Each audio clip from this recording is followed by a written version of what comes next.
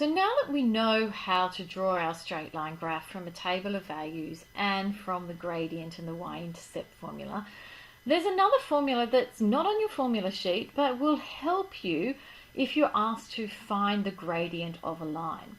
Okay, so this only works if you have 2 points on the line that are given, or if you have a table of values.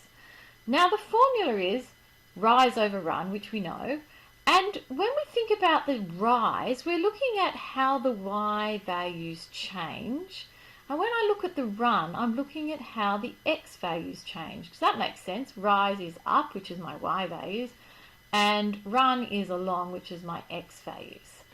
So let's have a look at how we put that into practice with some examples. And here we have find the gradient of each line. Now you can see the first value we always know is my x, so these are my x values, and then I have my y values. So I know that the gradient is the change in y over the change in x. And so when I think about the change in y, when I'm talking about change, I'm looking at the difference between those 2 points. So I'm going to take one of my points, 10, and I'm going to subtract the other point, 4. Now because I went from this point first, when I do my y value, I need to go from the y value of the same point that went first. So the change, and I've done that completely wrong. Silly me. What I should have done, because I wanted the y value first, is I should have done 5 minus 3. And then I want the change in x, which would be the 10 minus 4.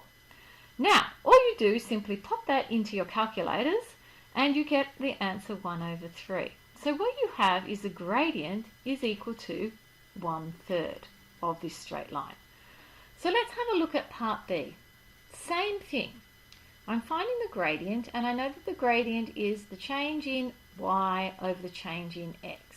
So here are my x and y values, x and y, and I'm trying to find my gradient. So I'm looking for the change in y. Now it doesn't matter which number you choose, I'm going to choose the bigger number, 8. So I'm going to subtract from that the point y from that other point, 8 minus 0. I started with this point here, so I'm going to use the x value, which is -1, and I'm going to take away the x value in the other point, which is 0, because that's my change. And then I'm going to pop that in my calculator, and you get a gradient of -2. And that makes sense because my line is pointing in the opposite direction, so I know it should be a negative line. Let's have a look at this straight line here. This looks a bit odd because we're not used to having like a perfectly horizontal line. Let's have a look at finding the gradient for this one. So to find the gradient, what I need to do is I need my x and y values, and it's a change in y. So I've got 2 and 2, so that's 2 minus 2 over the change in x. Well, that's 8 minus 3. Well, 2 minus 2 is 0 over 8 minus 3, 8, 7, 6, 5. And if you put 0 over 5 in your calculator, it's just going to give you 0. So the thing to note is if you've got a perfectly straight line, a perfectly horizontal line I should say, the gradient is simply 0.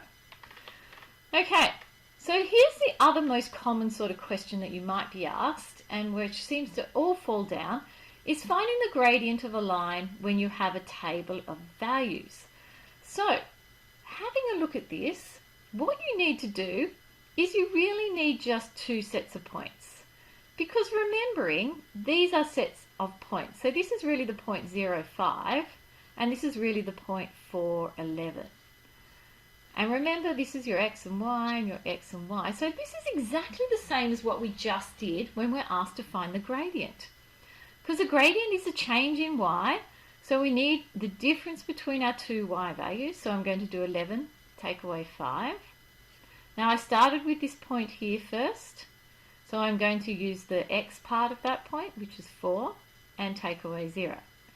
So we pop that into our calculator and we just get the value 3 over 2. And that's all we have to do. So if we look at part B, similar question, it doesn't matter which points I use, but you need 2 points that are next to each other, I think anyway.